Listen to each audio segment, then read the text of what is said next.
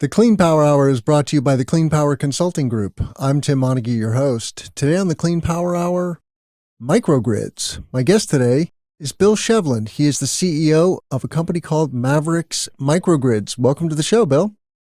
Hey, Tim, thanks. I appreciate being here and like listening to your podcast on a regular basis. So it's fun to actually be on it. Yeah, it's good to see you again and looking forward to learning more about what you're up to. And, real quick for our listeners, please check out all of our content at cleanpower.group/podcast. Give it a rating and a review on Apple or Spotify, and check out our YouTube channel. You can just click on that YouTube icon and subscribe to the channel there.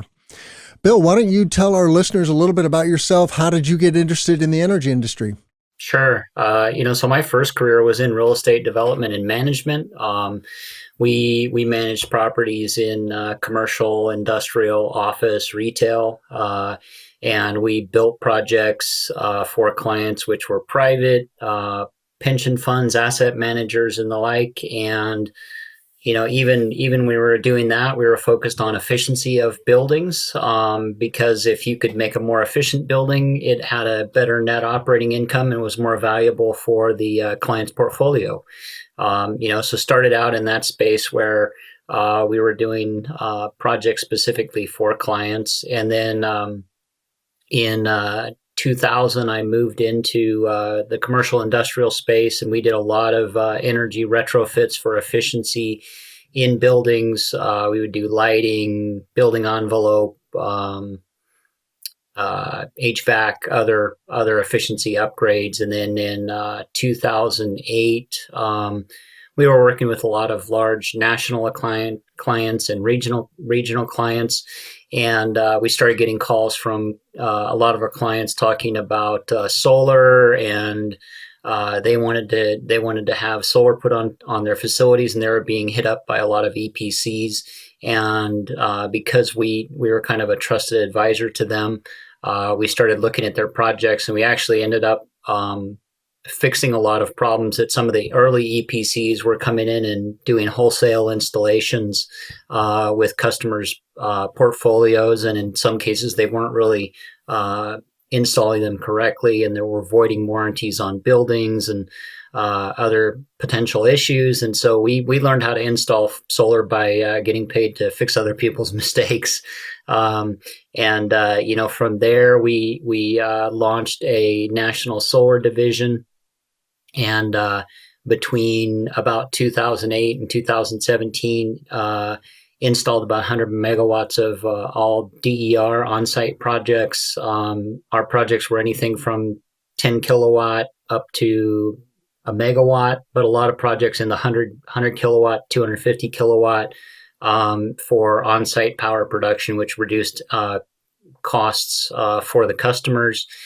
And then when we started doing solar, the cost was about $8 a watt and got down into the $1.50 per watt range installed. And so, saw that kind of pretty steep curve of cost reduction on commercial solar installation. And then I was looking at batteries because those were kind of the next evolution, and saw the cost of batteries reducing quite a bit in the market, and so started looking at the microgrid space, did some consulting for a couple different battery companies, and we're getting contacted by some of our larger customers at that point in time that were looking at, and this is back in 2018 or 19, that were looking at electrifying fleets and trying to understand the energy demands there. And they were being told by the utilities that they couldn't get the power that was required to actually electrify the fleet. And spent a good part of about a year and a half talking to all the different EV manufacturers, hydrogen vehicle manufacturers, battery manufacturers, microgrid control companies, and trying to understand the best technologies out there. And then we put Mavericks Microgrids together a little over a year ago. And have started developing projects in the space. We have residential, commercial, industrial, and large-scale infrastructure projects that we work in now. Well, you cover a lot of territory. So, for me and my listeners, what is a good project for Mavericks? Because it's unusual to find EPCs. Well, first, are you an EPC or an engineering firm, or what exactly type of company are you? Yeah, so we focus on the development and finance and operation side. So we don't EPC. We work with other EPCs in the market, and Sure. typically what we do is we work with a site or a developer for a project, real estate developer for a project. We partner with them, and we look at the site and what the site is going to be able to not just consume but be able to utilize. We kind of engineer the site for the specifics of what they need, and then we bring in the finance and the EPC partners to build that project, and then we typically will bring in tax equity, debt, sometimes carbon credits, and then we finance it and then own it and operate it.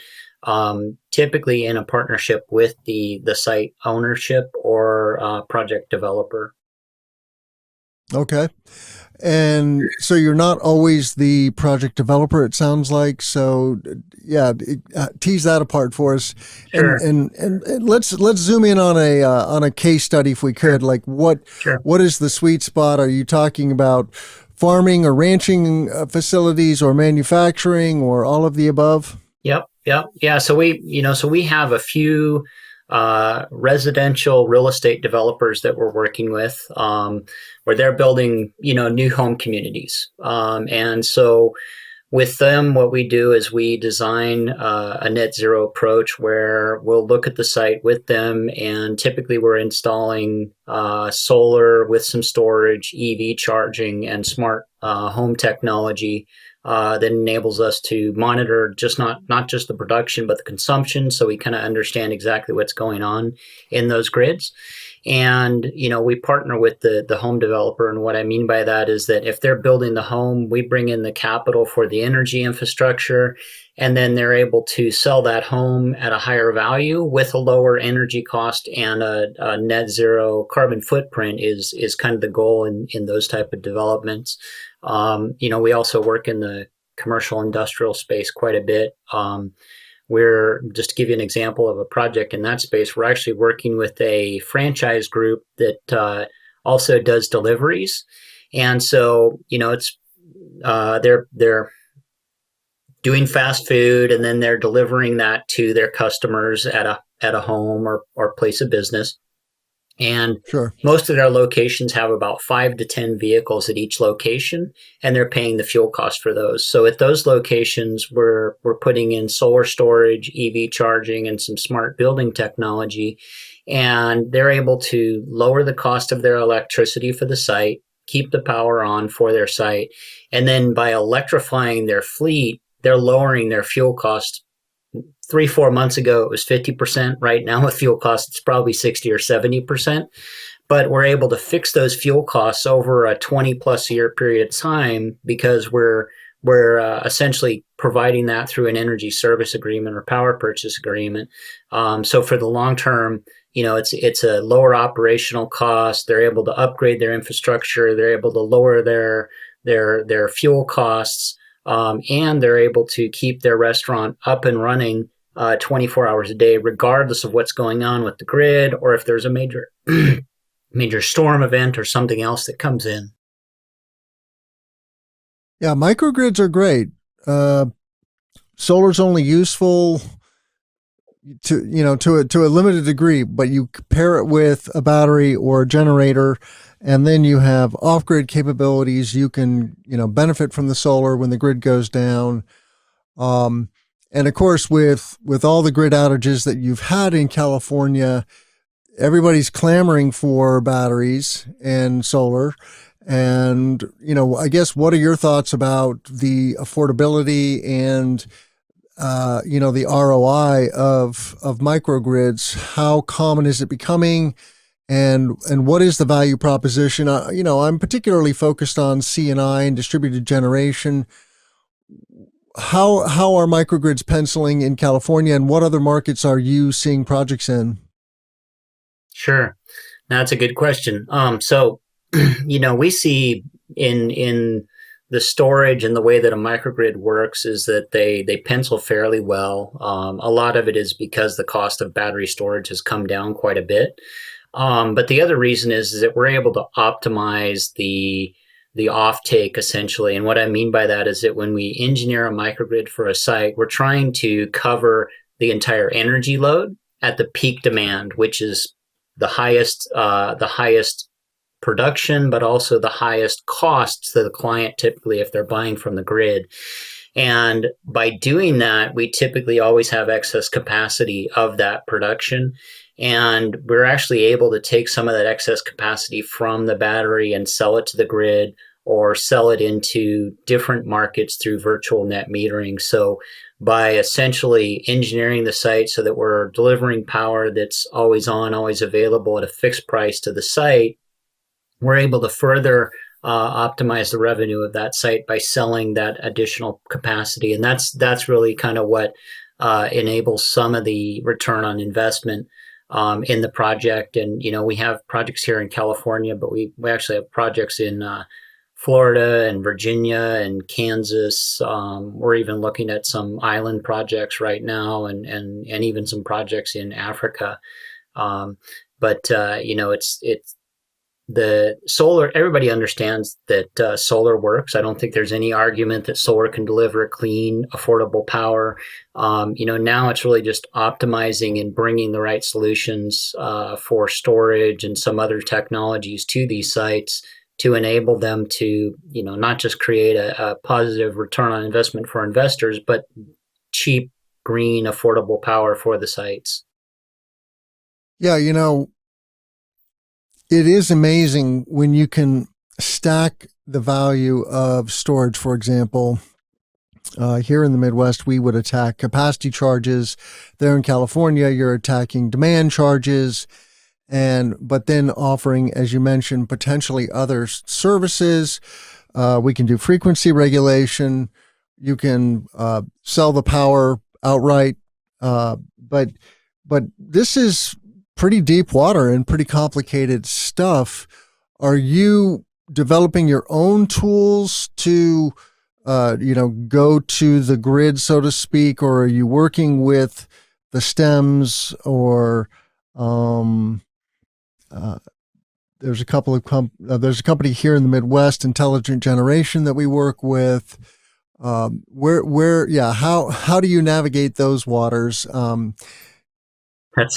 That's a good question. So there's a few virtual power plant platforms out there that we're working with, depending on the market, because some of them are in different markets. There's a couple here in California, like Voltus and AutoGrid, that are participating in demand response, resource adequacy in other markets, and we can make some of our excess storage available in those markets.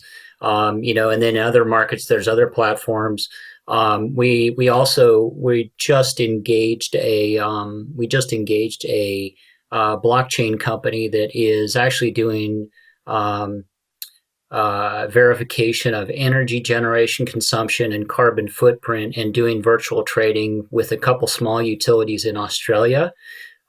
We've just engaged them to start that same process on a couple of our projects here in the U.S. So we're going to be working with them where they'll monitor all the consumption and all the generation at the site, and then we'll be able to virtually net meter or virtually trade that power and actually verify it on the blockchain. And we kind of believe that is the future of electricity, where eventually you should be able to get down to the watt level and swap power between you and I. They already do that in other markets. The European markets a lot are allowing virtual net metering. There's some other companies out there that have aggregated storage where they're essentially swapping power between themselves or between customers. And so we kind of see that as the future. It is kind of a little bit leading edge right now at this moment in time. But we think that the evolution of what's going on in in the microgrid space is going to be fairly disruptive to the overall grid. Because if you look at the grid, a lot of it's 100-year-old technology, and you being in the space, you understand it as well as anybody that when the regulations that we're under, and when we do just a straight solar project, we have to have automated systems that switch off the power if the grid goes down. We're monitoring, depending on the systems that we're using, we're monitoring on a panel or on a cell basis, where a lot of times the standard utility grid, they don't exactly know when the grid goes down what caused it, and they have to send out linemen and technicians. Whereas with a solar project, you typically know down to the array or even down to the panel what's going on with the system. So we see what's been done in the solar space being applied to the microgrid space, which will end up, potentially disrupting a lot of what's going on at the larger investor-owned utilities. Yeah, there is this thing called grid defection. And if, in my eyes, if the grid operators are not responsive to consumer demands in a timely manner, then consumers will go elsewhere. And now that we have the technologies that we have, going off grid truly is an option. And I know there's a company right there in your backyard in Santa Cruz called Sandbar Solar that did just that. They were moving into a new facility. The grid operator gave them a number for the interconnection cost, and they said, well, we think that's too high and we're going to do our own thing. And they installed a battery, they installed a generator and a solar array, and now they have 24/7 off-grid operation. Yep. So it is truly within the reach. The only question generally, Bill, is, what is the ROI? How quickly can you recoup your investment? And that period of time is going to vary tremendously from location to location and your specific use case. For example, in manufacturing, if you're doing some kind of like injection molding, for example, where an uncontrolled shutdown caused by a brownout or a blackout can be very costly, then it is worth your while to install batteries because you can avoid those unexpected shutdowns. Or if you are in a community where you have rolling blackouts or the possibility thereof from things like windstorms in California, for example, that's just no fun. It's a pretty major disruption to everyday life. What else? Are there other case studies that you can point us to in the course of this conversation? That I'd love to learn more about, the real boots on the ground work that you're doing. Yeah, so what you mentioned, critical process facilities. So one of our team members is a gentleman named Joe Fletcher. Joe worked with Jimmy Panetta's campaign when he was running for election here in the area. And Jimmy actually wrote the Microgrid Legislation Act last year. It got bundled into the Infrastructure Act, but one of the reasons that he wrote that act is that in Monterey County, it produces over, I think, $8 billion a year of agriculture.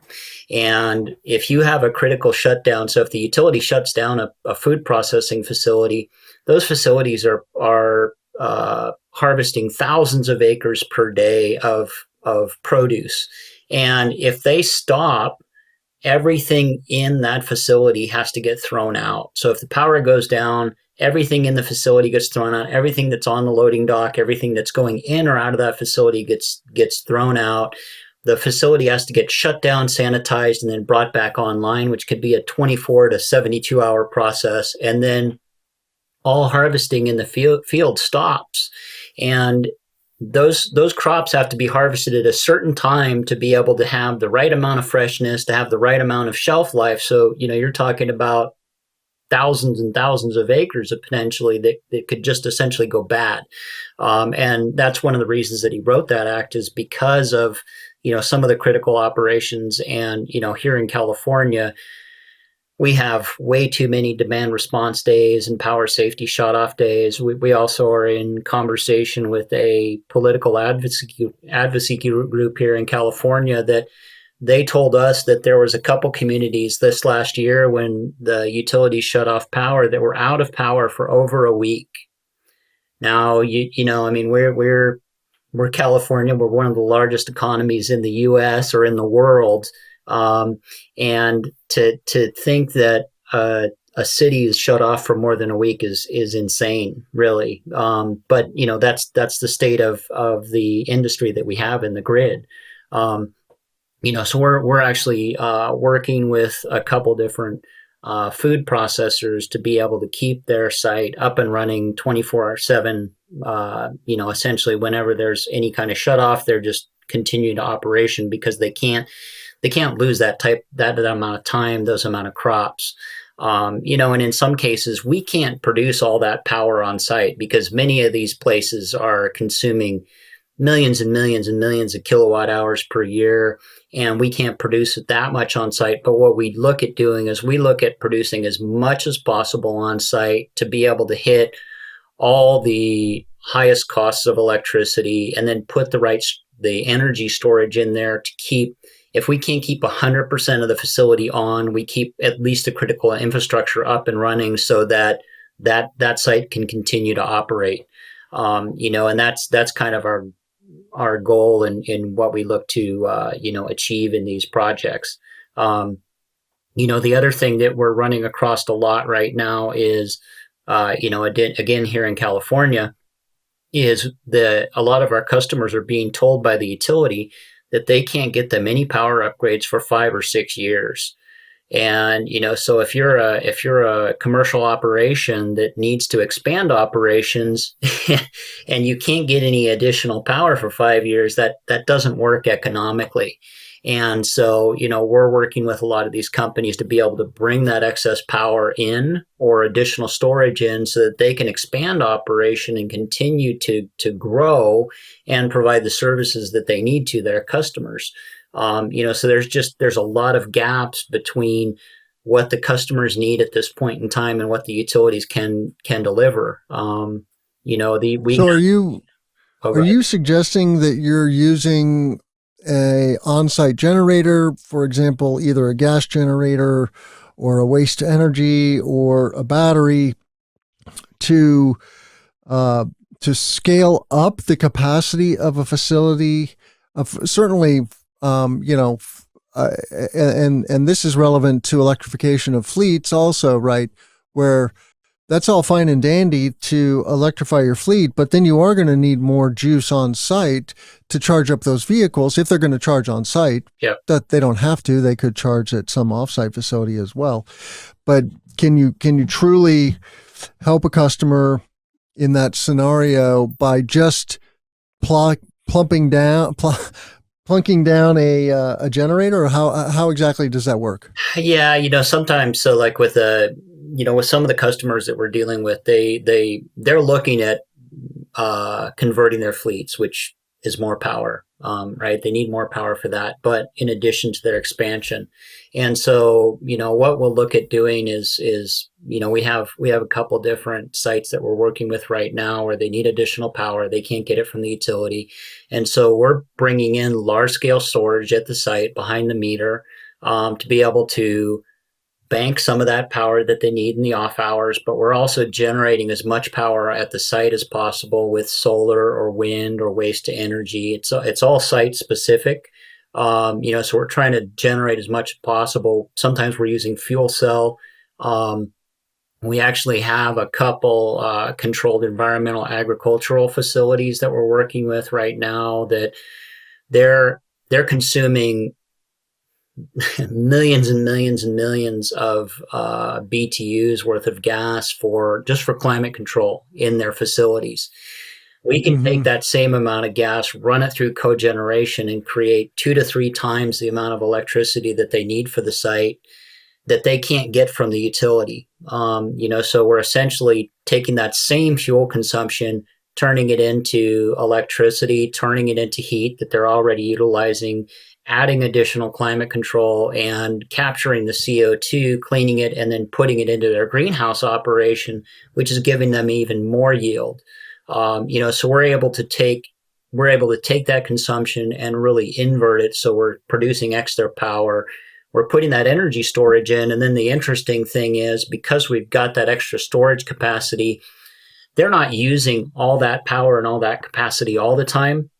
We can make some of that excess capacity available to the grid or available to spot markets or virtual off-takers. And now we're monetizing that excess capacity that's not being utilized at the site.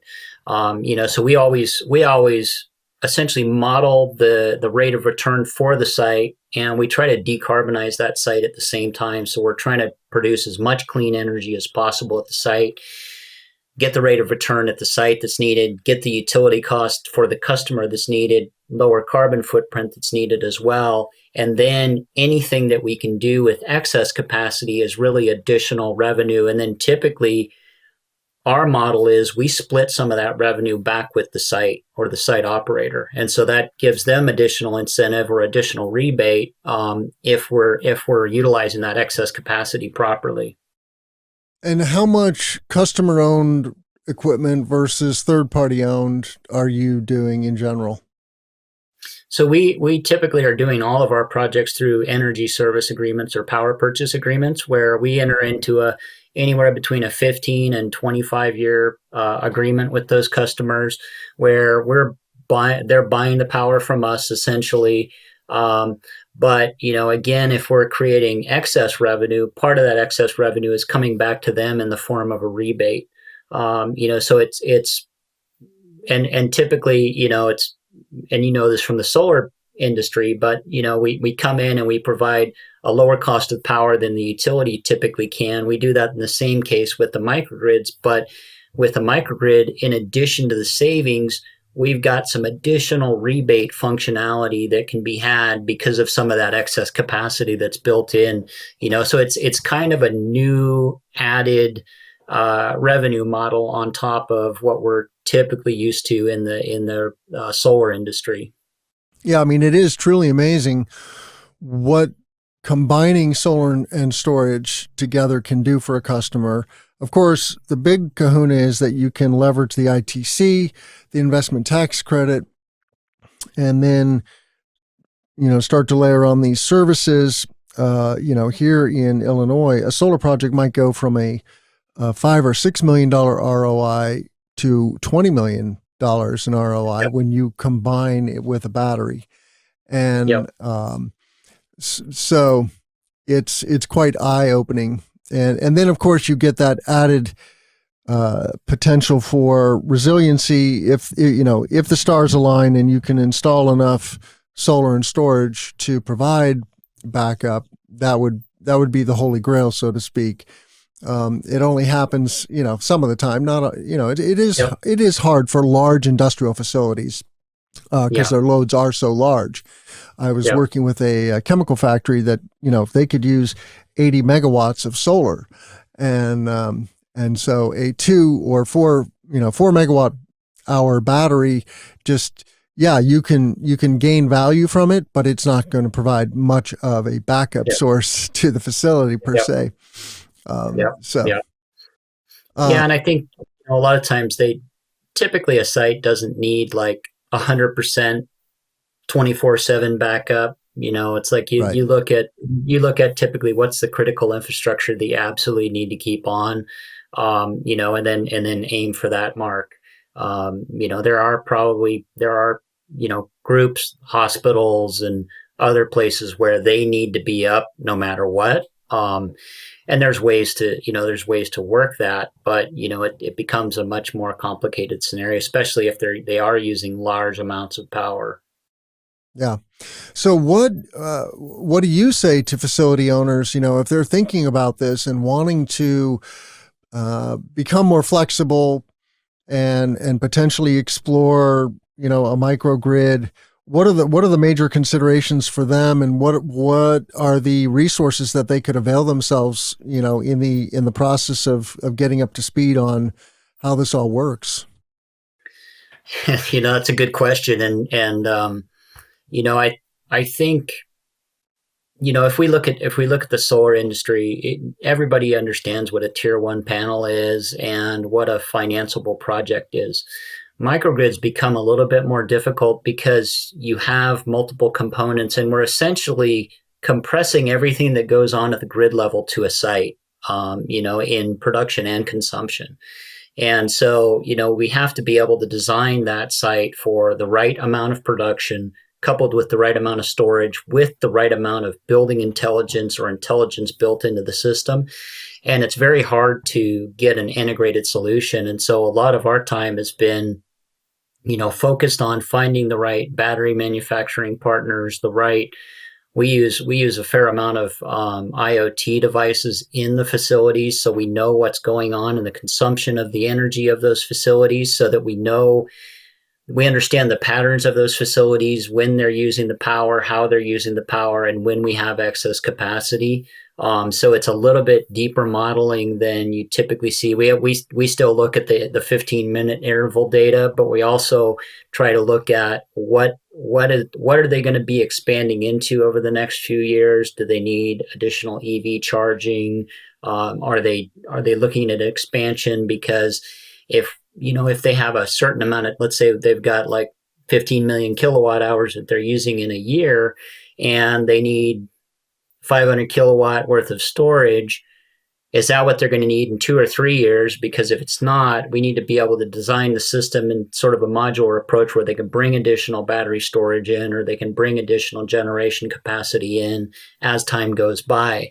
And so, it's a slightly different contract mechanism than, we're going to sell you power over this much period of time, and we'll install it, and thank you very much. We stay more integrated with the customer for the long run, as kind of a partner in their sites and in their facilities. Hey, everybody. Thanks for listening to the Clean Power Hour or viewing it on YouTube. We do have a great YouTube channel. If you're not subscribed, please go to cleanpower.group and hit that YouTube icon and subscribe to our channel. Of course, you can find all of our content on your favorite audio platform as well. So please give us a rating and review. Back to the show. Yeah, agreed. So in the last few minutes together, Bill, this is, I don't want to scare facility owners off. I want to encourage them to dive deeper, so to speak, but it is deep water. You need to find partners like Mavericks, like Intelligent Generation. That's a go-to, or you can reach out to me and I can help you find these partners. Solar and storage is very much a team sport. It's very market specific. There's, good incentives, in many places, but they are very nuanced, and the developer and the EPC really need to know what they're doing in that specific market. I guess I'm curious about trends that you're seeing. Is there anything that's coming in the near future that you're super excited about? Yeah, a few different things is that, a lot of the scope 1, 2, and 3 reporting that's being required on an ESG reporting standard, we see that being more integrated. So like our systems, we make the reporting available to our customers so that they can pull that for their ESG reporting. So if we're providing power that's clean at the site, we can tell them, if we're getting 24/7 carbon-free energy, we're giving them a report that shows that. If we're 12 hours a day or 10 hours a day or whatever it is, we're providing that to them. But if we're also plugged into their EV charging, we can show what the consumption of those vehicles is, and what the carbon offset is of those vehicles, as well as the site. And so that's kind of a new thing where, a lot of these larger corporations are starting to look at their ESG and how does that impact them. Having the right renewable strategy and the right microgrid strategy can actually impact them. And then, the larger sites that we're working on are now looking at hydrogen production. We have a couple projects that are using waste to energy to create hydrogen. So those kind of projects are really exciting because you can take a waste product that would normally be landfilled, convert it into an energy process that can be converted into hydrogen that's going to be used in transportation, essentially. So you have a multiple impact of removing that waste from landfills, creating additional carbon offsets or carbon credits, and then creating a clean fuel out of it. And the amount of energy consumption in that space of green hydrogen it's exponential. I don't even know if anybody really understands how much energy is going to be needed to get to the green hydrogen space. But we're working on a couple sites that, are looking at gigawatts worth of renewable to be able to hit the goals that they need to be able to hit to produce the amount of hydrogen that they're talking about at this point in time.